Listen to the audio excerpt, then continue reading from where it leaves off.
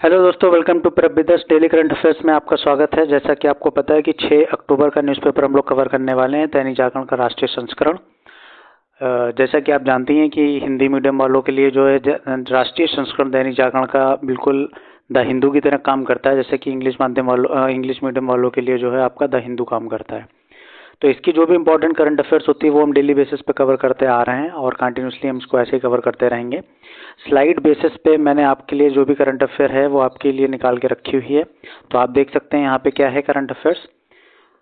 लेकिन इससे पहले आप पेन या पेंसिल लेके एक कॉपी ले लें और उस पर आराम से नोट डाउन करते रहें, अपने नोट्स बनाते रहें साथ साथ में जो भी इंपॉर्टेंट करंट अफेयर है। तो एक बार हम रिकैप ले लेते हैं कि क्या क्या इंपॉर्टेंट न्यूज़ जो है वो आपकी आज बनने वाली है। तो भारत ने लगाई पदकों की स्वर्णिम हैट्रिक। तो एशियन गेम्स आपके चल रहे हैं, इस बारे में न्यूज़ आपकी डेली बनी रही है एशियन गेम्स के ऊपर।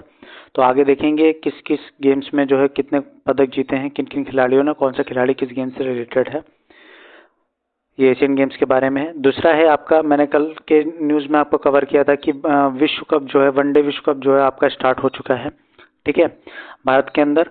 और उसमें पहला मैच जो है इंग्लैंड और न्यूजीलैंड के बीच में था, जिसमें न्यूजीलैंड ने एक धमाकेदार पारी खेलकर जो है वो आपका इंग्लैंड को हरा दिया है। और जिसमें आपके सबसे शानदार प्लेयर जो निकल के आए हैं वो आपके निकल के आए हैं सचिन रविंद्र, ठीक है। और सचिन रविंद्र को संज्ञा दी गई है राहुल प्लस सचिन की। तो देखेंगे इनके बारे में क्या चीज़ें हैं और इन्होंने कौन सा एक रिकॉर्ड जो है वो इन्होंने बनाया हुआ है ये मैच खेल के, ठीक है। फिर यहाँ पे आगे हम यहाँ पे देखेंगे कि विश्व कप जो हो रहा है भारत में। तो मेरे से किसी ने, मेरे ऑफलाइन के एक स्टूडेंट ने मेरे से पूछा कि सर ये बताइए कि मतलब विश्व कप होता है या कोई भी वनडे क्रिकेट मैच होता है जब भारत किसी देश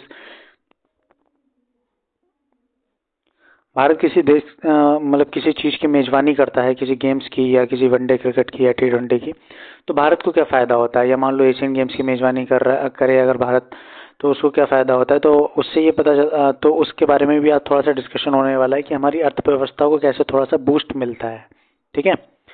तो वो बूस्टर की तरह कैसे काम करता है उसके लिए भी मैंने एक आपके लिए स्लाइड यहाँ पे ये ली हुई है, ठीक है। इसके बारे में थोड़ा सा बात करेंगे।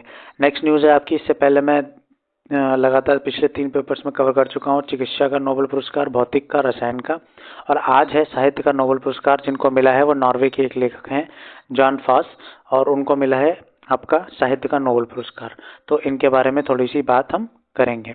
भारत को सुरक्षा परिषद का स्थायी सदस्य बनाया जाए, इस बारे में पुतिन ने कहा है कि भारत को मतलब जो आपके सुरक्षा परिषद उसका स्थायी सदस्य बनाया जाए। जैसा कि आप जानते ही होंगे, आपके स्टैटिक पोर्शन में कवर किया गया होगा कि भारत जो है वो सुरक्षा परिषद का स्थायी सदस्य नहीं है।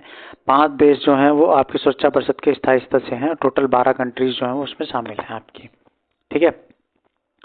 रिश्वत कहीं भी संरक्षण का विषय नहीं है, केंद्र सरकार ने ये बात कही है। जैसा कि मैंने कल की न्यूज़ में आपके लिए कवर किया था कि सांसद और विधायकों को रिश्वत लेकर अप्रत्यक्ष चुनाव प्रणाली में शामिल होने पर स्पीकर या लोकसभा स्पीकर या राज्यसभा स्पीकर जो भी वोटिंग करते हैं सांसद और विधायक, तो वो रिश्वत लेकर वोटिंग कर रहे थे। तो उनको सही ठहराया जा रहा था 5 बेंचों की सीट के द्वारा, लेकिन अगर वो रिश्वत लेने के बाद भी वोटिंग नहीं कर रहे हैं उसी पक्ष में तो उनको गलत ठहरा रहे थे। तो इसके ऊपर पुनर्विचार याचिका 7 बेंच की जजों के 7 बेंच के जजों ने जो है पुनर्विचार याचिका रखी थी कि ये कितनी हद तक सही है या गलत है। तो इस बारे में, तो उसी चीज़ को लेके आज दोबारा से एक न्यूज़ निकली हुई है, तो इस बारे में हम लोग डिस्कस करेंगे। एंड लास्ट न्यूज़ हम डिस्कस करेंगे कि दुश्मन को दहलाएगा सुपर सुखोई। तो ये भारतीय वायुसेना में शामिल किया गया है सुपर सुखोई सुपर सुखोई, और इसके बारे में क्या इंपॉर्टेंट चीज़ें हैं उसके बारे में हम जानकारी देखेंगे। तो ये आपका एक रिकैप था जो हम आज कवर करने वाले हैं। अब आप पेन और पेंसिल लेके तैयार हो जाइए, आगे हम बात करते हैं। और ये एक दिन पीछे का करंट अफेयर चल रहा है, मैं आज चीज़ें बैलेंस कर दूंगा। एक दिन में 2 दिन की वीडियो डाल के, क्योंकि थोड़ा सा मेरी तबीयत ख़राब हो गई थी, इस वजह से मैं वीडियो डिले हो रही थी। और बाकी और भी आपकी वीडियोस नहीं आ पा रही हैं, सिंगल पढ़ पाई हैं, वो भी मैं कोशिश करूँगा कि जल्द से जल्द वो भी कंटिन्यू हो जाएँ आपकी वीडियोस। ओके, चलिए शुरू करते हैं, और वीडियो को एंड तक ज़रूर देखिएगा प्लीज़, और वीडियो को ज़्यादा से ज़्यादा शेयर करिएगा। सबसे पहले हम बात करते हैं जो आपका स्क्वॉश में सर्वश्रेष्ठ प्रदर्शन करेंगे। तो दीपिका पल्लिकल जो हैं और हरमिंदर पाल संधू ने फाइनल में मलेशिया की जोड़ी को हराकर स्क्वॉश मिक्स डबल में स्वर्ण पदक जीता है झांगसू में, और भारत का सर्वश्रेष्ठ प्रदर्शन भी सुनिश्चित किया है, ठीक है। तो ये दोनों लोग हैं जिन्होंने आपका स्क्वॉश में जो है यहाँ पे स्वर्ण पदक जीता हुआ है। तो कंपाउंड तीरंदाजी में पुरुष और महिला टीम ने जो है आपके स्वर्ण पदक जीते हैं। उसके बाद स्क्वॉश में आपके दीपिका पल्लिकल और हरिंदर सिंह ने जीता है। सौरभ घोषाल फाइनल में हारे और रजत पदक से करना पड़ा इनको संतोष।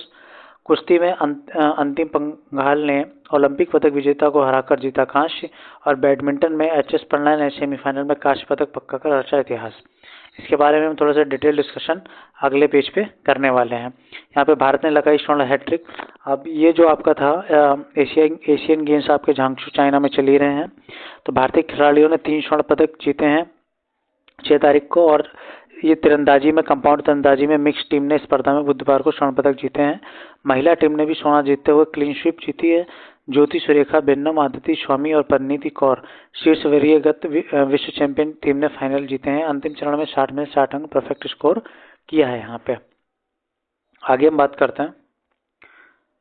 तो ये प्रणय ने 41 वर्षों बाद जो है सूखा समाप्त किया है, मतलब कि पिछले 41 वर्षों से पुरुष सिंगल्स जो आपके थे बैडमिंटन में, उसमें कोई भी स्वर्ण पदक जो है वो आपका नहीं जीत पाया था, या कोई भी पदक नहीं जीत पाए थे। तो ये जो आपके प्रणय जी हैं, तो भारत के शीर्ष सिंगल्स खिलाड़ी एच.एस. प्रणय ने गुरुवार को यहाँ मलेशिया ली जियांग को 3 गेम तक रोमांच क्वार्टर फाइनल में हराकर भारत के लिए 41 वर्ष बाद एशियाई खेलों में बैडमिंटन पुरुष सिंगल्स वर्ग में पदक सुनिश्चित किया है। लेकिन महिला सिंगल में पीवी सिंधु को हार का सामना करना पड़ा है।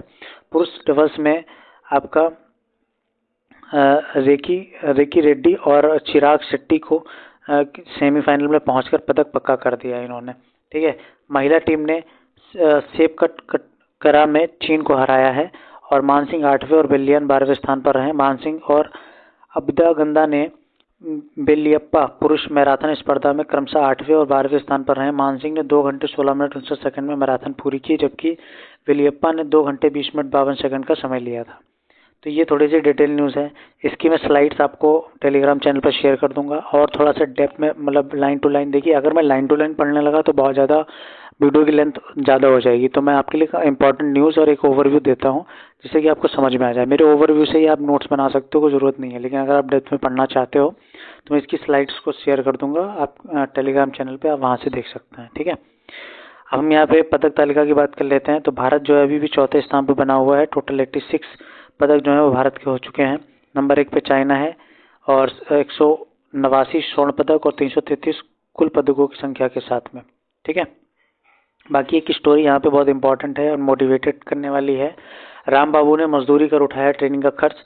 बल्कि एशियाई खेलों में 35 किलोमीटर चाल मिक्स टीम स्पर्धा में मंजू रानी के साथ कांस्य पदक जीतने वाले राम बाबू की राह इतनी आसान नहीं रही। राम बाबू ने एथलेटिक्स को ट्रेनिंग का खर्चा उठाने के लिए वेटर का काम किया, और कोविड-19 लॉकडाउन के दौरान मनरेगा योजना के तहत अपने पिता के साथ सड़क निर्माण का कार्य भी किया। और उसके बाद आज जाके बंदा जो है एशियन गेम्स में आप ये सोचो कि मेडल जीत रहा है। ठीक है, तो ये बहुत बड़ी चीज़ है। आप ये सोचो लोग कितने पुराने मतलब कितने गिरे हुए बैकग्राउंड से आते हैं और लाइफ में कितना अच्छा अचीव करते हैं। तो दिस इज द मोटिवेशन। ठीक है, आगे हम बात करेंगे हॉकी टीम की। तो पुरुष हॉकी टीम की नज़रें स्वर्ण पदक ओलंपिक कोटा पर रहेंगी।